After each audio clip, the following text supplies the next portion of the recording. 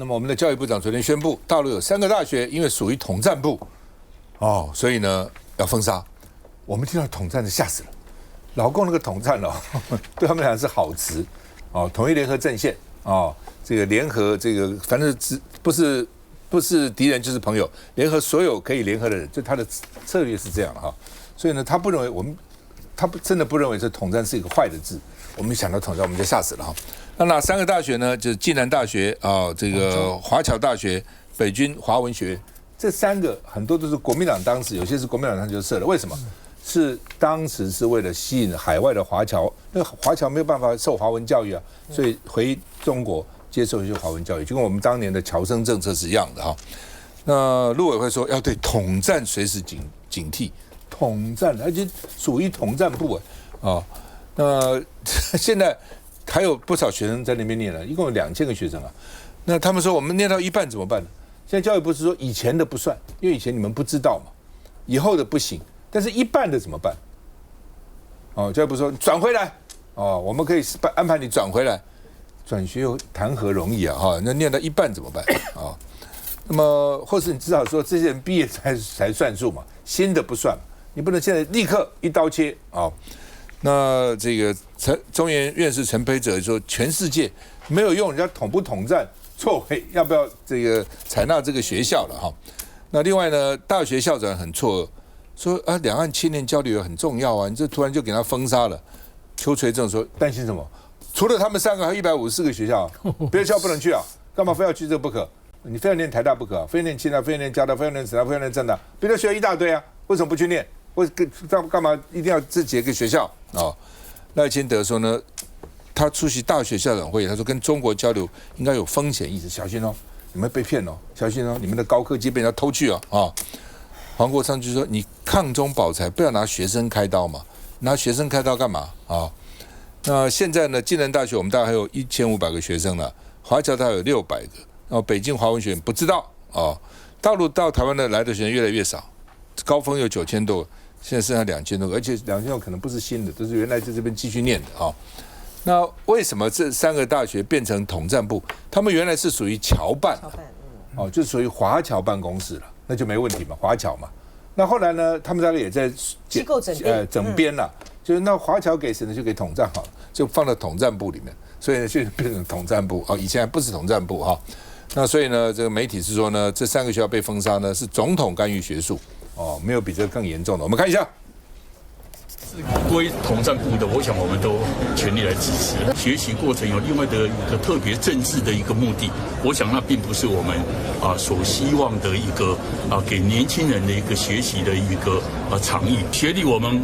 不会再承认。这里就是广州的暨南大学，全日制的学生有将近5万人，其中就包括了港、澳、台以及侨生，还有国际学生将近17000人。暨南大学不仅是大陆一流大学，也是大陆华侨学校的最高学府，积极面向海外，特别是港澳台招生。因此，当教育部表示有意要朝不采认该校学历，以达到禁止合作和交流的消息传出时，暨南大学的台湾学生很错愕。万一有同学他就是打算回台湾去就业，那现在已经快念毕业了，那现在也不太清楚到底是应该重新去读个大学，还是接着读下去，这也是一个很难选择的一个问题。教育部有意封杀北京华文学院、福建泉州及厦门的华侨大学，以及广州暨南大学这3所受统战部管辖的大学。换言之，在这些学校念书的学生，未来回台就业将受影响。各大专校院跟中国进行交流时，能够存有风险意识，共同保护国家核心关键技术和科研成果，一起守护民主。真的。那伟山怎么看这3个学校？是因为我们确实是有收到这个情资，然后也有非常确定，就是它3个学校确实是隶属于统战部底下，所以并不是说台湾跟中国之间不能够有学术上的交流，或是跑去念书，其他学校都没有问题，只是唯独这些学校这3个学校确实是有一些问题。那我们现在当然教育部就也是想办法，就是说要想帮这个1200个学生，在后来如果回到台湾会帮他找学校来念。那因为我们现在看到我们确实跟中国的关系之间比较紧张，而这些学学校因为是隶属于统战部，所以它一定有所谓的 KPI， 也就是说统战部它需要靠着这些吸收这些学生，可能会渗透到台湾去做一些非法的事情。而且这一次特别针对这3个学校，就是因为这3个学校的买办特别多，就是有一些中间的中介，包含一些团体、一些公司、一些法人，那甚至是一些特殊机关，他们都在做这个牵线的动作。那说实在的，这个台湾也有法律，你如果没有许可，你是不能做中间的一个中介人，去中介这个学术上的这个所谓的学术的买办。那所以前提是他们已经违法了，那后续我们才查到说啊，原来是有一个这样子统战部去做这样子的一个行为。那所以这个当然以台湾的法律来说，我们当然是不能接受的。那为什么要跟中国保持距离呢？其实回到上一节，我们刚刚在讲到新的这个台湾的这个国际关系，我相信台湾目前还是符合所谓美国的这个核心利益，也就是说，台湾现在毕竟我们的半导体其实是非常的强盛的。那我们在整体的这个电子的供应链上面，我们如果跟美国持续站在一起，那对我们来说还是一个非常大的保障。那为什么美国它必须要把这个乌克兰的稀土去把它签约下来？很重要的原因是因为过去几年其实非常多的稀土都是往中国那边流，那这个就是制造所谓的电子产品，也就是3C 或是电脑或是一些重要的这个晶片相关的一个基础材料。那如果这个东西都被中国来掌握，那其实对于未来整体的这个所谓的电子发展、半导体发展，其实都不是太好。那所以对于美国来说，现在当务之急应该是把亚洲的应该说把欧洲的战场先关闭，那赶快重返亚洲去处理亚洲这边的事务，那持续针对它比较所谓中国要来做一些后续的处理。志涵。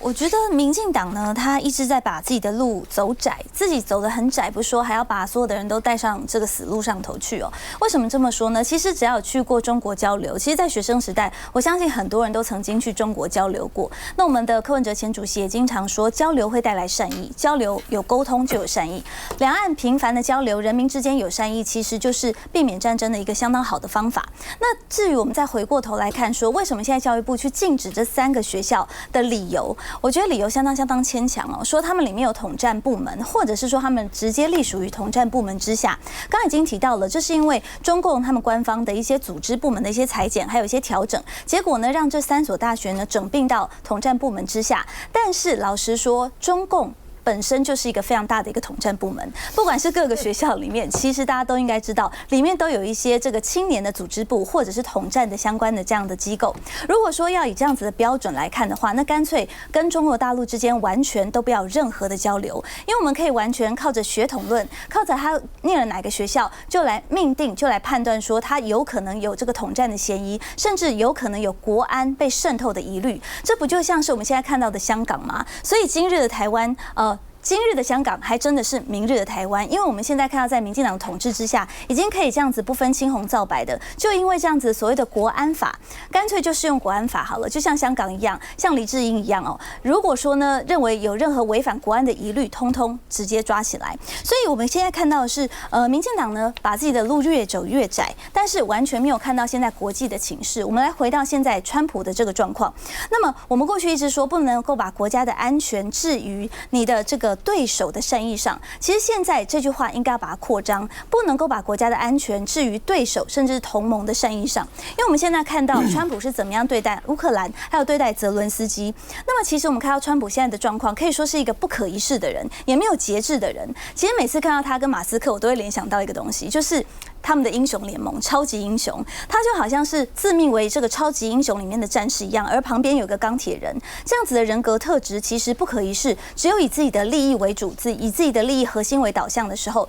他讲求的是价格而不是价值。可是我们看到我们的赖清德总统呢，到现在没有认清这个事实，还忙不迭的想要把自己台湾变成他们的小金库，说这个国防预算要不断的垫高，不断的增加，但是忽略掉了国际的现实。那么川普现在是怎么样来面对这个乌克兰？未来他会怎么样来面对台湾？我们其实呢，在党团、民众党团也做了很多的资料，关于现在呢这个美中的情势，或者是双重课税等等的状况，我们也去问了，包含像是财政部啊，或者是国发会，结果他们给我们的资料，因就是这样子一张 A4。然后甚至还出现了实际的影响程度无法加以厘析这样子空泛的语言。所以面对现在国际的情势，到底我们的赖清德政府除了讲空话，除了把自己的路走窄，还有没有其他的办法？老师，我简单补充一下啦，我真的很佩服伟山的，伟山可以从这3个学校的可能统战问题扯到乌克兰的吸毒，你怎么那么厉害？没有，我在讲这个中国现在真的是全世界的敌人了，民主世界的敌人，真的是非常非常的又广又远。我是这样建议啦，因为民进党政府把这3个以前是侨校，那这个你的上属机关有转变啊，你现在觉得这个可疑，所以要怎么样？这个我没有意见。我觉得比起马斯克，我觉得你还蛮温柔的哈。但是呢，我觉得已经念完的、有学历的，你就继续承认他的学历嘛。那还没有念完的，现在这个3个学校里有台湾的学生继续在学的，让他们念完嘛。哦，还有呢，这个傅昆萁也是这3个学校毕业生嘛，以后不要偷偷摸摸的跑去香港，落人口实。OK， 不过我看到傅昆萁就想说，如果老公真的要统战，早就给他学位了嘛，还在那边读半天，读什么东西啊？就表示他还是有他的规定，一步一步要念嘛。休息一下再回来。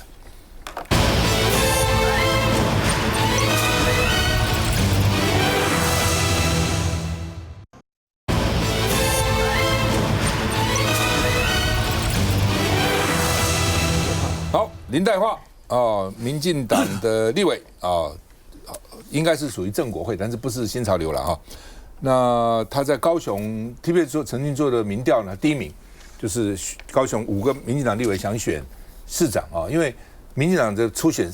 有些选区厮杀的这个刀刀见骨，为什么出现了？他认为大选就赢了所以呢，他这个初选非常厉害的啊。那结果呢？昨天传出来助理费那被检察官5个检察官分多路搜索哈，那还去查他的庙，所以因为他是这个佛教徒，然后跟庙的关系很好，有帮庙向选区的厂商来募款然后呢就说你是不是有问题？你平常你帮庙去募款，选举的时候庙就这个帮助你，所以你显然这个中间有这个特别的关系所以不行，所以那个庙的住持昨天也被这个约谈还交保了哈。那林岱樺昨天是讲说政治干预司法，司法干预初选所以他认为说呢，司法已经为了达到这个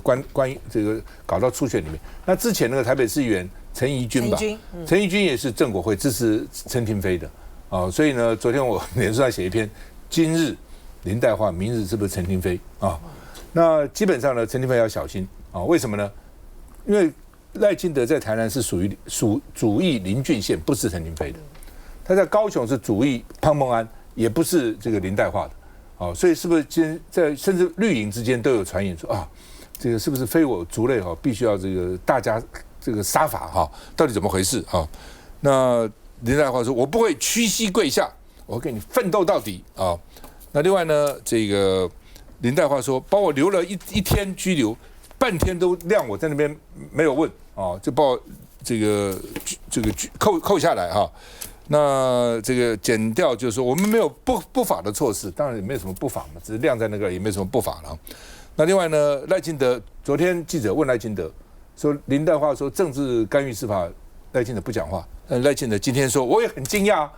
林岱樺怎么刚好就被人家约谈呢？政治绝对不会介入司法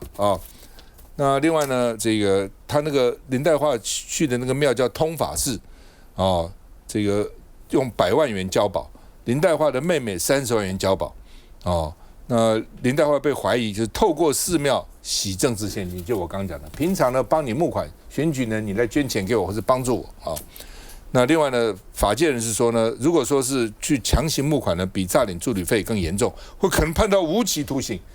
助理费就是7年以上，但是呢，这个用职务去压迫别人，可能到无期徒刑那另外呢，林岱樺的妈妈说，我们只缺选票，我们没有缺钞票我们这个哪有缺钞票？我们家这个家底也不错，他爸爸是帮人家记账的，就是那个地方最大的记账的这个公司都帮很多这个厂商很多请不起会计，请不起会计师就帮人家记账我们看一下，暗黑的势力选择在此时此刻打击我，不但不会摧折我的意志，纵使伤痕累累，我依然会坚定身躯，捍卫清白。凌晨6点多，民进党立委林岱樺走出地检署时，先是笑笑面对镜头，拿着手上纸张，声音铿锵有力，发表声明：高雄市民以24年，将近9000天的时间检视林岱樺，知道我经过千锤百炼，一切依法依规，不贪不取。字字句句都凸显他不认罪、不服输。从20号早上历经近20小时被南基组和检方漏夜问讯，林岱樺一扫疲惫神态，重申要为清白而战，不可能接受任何莫须有的羞辱，因为任何莫须有的羞辱，不仅是践踏我的尊严，也是践踏高雄的颜面。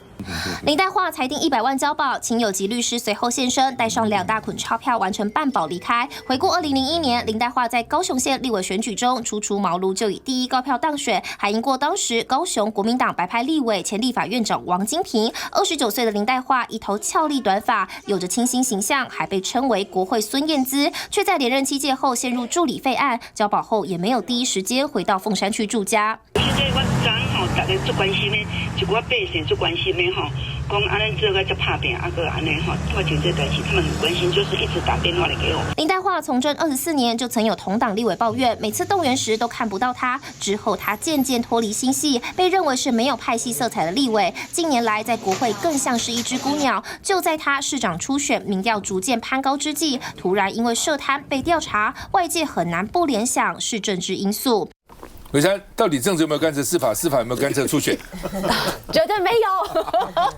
不是啊，说实在，这个司法的事情，我们还是尊重司法。那我相信司法可能已经调查好一阵子了。那我们都知道，检察官对于很多的案情，其实也都要查得很仔细，才会去做后续的问案。那当然，我们民进党还是尊重司法，那勿往就勿纵，希望这一切可以早一点水落石出。那在这个状况之下，当然会被大家操作成好像是这个政党之间这个派系的斗争，但其实并没有这个状况。因为其实这1年以来，其实如果单讲民进党本身的话，当然其实各派系其实在司法上都有被调查的人员，所以我觉得不需要去特别去臆测说这是所谓的这个斗争。那反而是说在现阶段，确实这样的一个事情冒出来之后，确实是对于党的形象也有造成一些伤害。那所以我们还是要持续的保持低调，保持反省。那对这个事情，就是在民进党内部的这个委员会里面，也有在进行这个所谓职务上面是否要停权这样的一个审议。那后续再会跟大家做一个相关的报告。那希望就是这个事情可以尽早落幕。好吧，这个背景到底是什么？我们再看一下。因为涉嫌向工业区厂商募款赞助通法司活动，卷入政治现金疑云及诈领助理费，林岱樺的弟弟妹妹以及幕僚都被带回侦讯。你是委员的助理吗？这是妹妹林岱整，询问到深夜，移送到地检署，已经疲累不堪。弟弟林岱荣也在凌晨4点多被带到地检署，他从头到尾不发一语。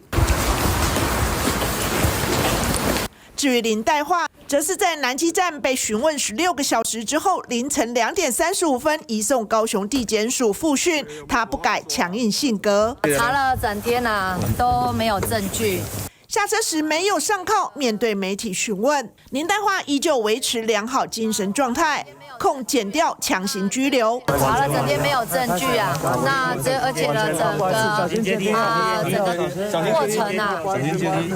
几乎有一半的时间是让我空耗在那边。我甚至可以有这个静坐的时间，侦讯了将近超过13个小时以上，竟然我有一半的时间是空档，强行拘留。经过复讯后，通法司住持释黄志100万交保，林岱樺胞妹30万元交保。至于他的胞弟林岱荣与办公室的黄姓及王姓工作人员，遭到检方申请羁押。林岱樺是在20号上午10点多被带到南基站，21号凌晨2点35分被移送到地检署，清晨6点12分裁定交保，在7点交付保释金后离开，长达21个小时的时间，他3度发言，每一次都措辞强硬。老沈怎么看这个？有没有政治？我觉得林岱樺是民进党里面的奇葩啦。那他在民调现在出现的民调里头是领先，就是赢柯志恩赢最大。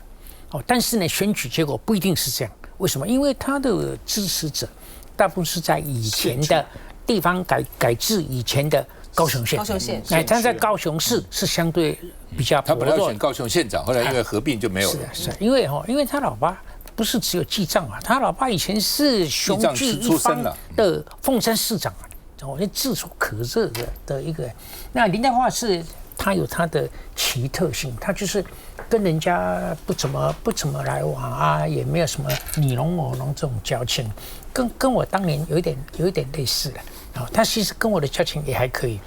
我们这种都是孤芳自赏，然后互相联谊。但是你说现在忽然之间犯了这么严重的罪，他当了委员当20年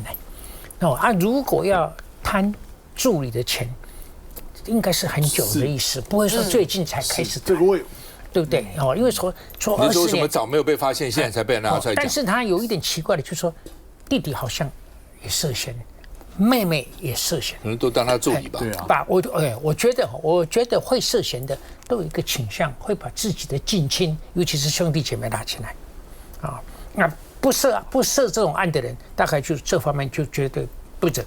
跟家人没有关系，还有一点，因为林黛华是一个非常非常虔诚的佛教徒，他还相信什么？相信放生啊，每一个庙会的放生、放菇、放币他都有份的，而且他真的相信了所以呢，他那个寺庙的住持就是跟他非常，还当他竞选的时候的类似总干事那一类的，所以我觉得现在检调一定会去查这个庙的住持的金流了，这个金流就是说，跟林黛华还有林黛华的服务处、林黛华的办公室跟林黛华的选举总部，这个金流是怎么个流法？我觉得这个要比查柯文哲来的简单